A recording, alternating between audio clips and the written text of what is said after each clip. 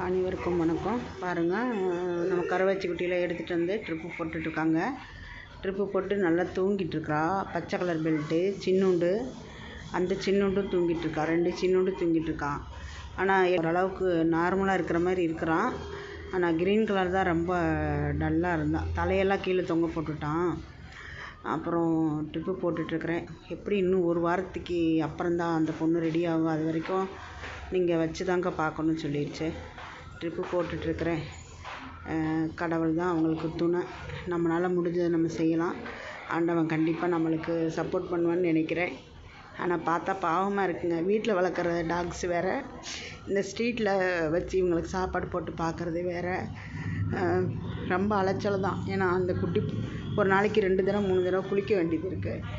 ஏன்னா ஒரு குட்டிக்கு வர இன்ஃபெக்ஷன் அடுத்த குட்டிக்கு வரக்கூடாதுன்னு ரொம்ப சேஃபாக தான் யூஸ் பண்ணிகிட்ருக்கேன் எல்லாமே. நன்றி.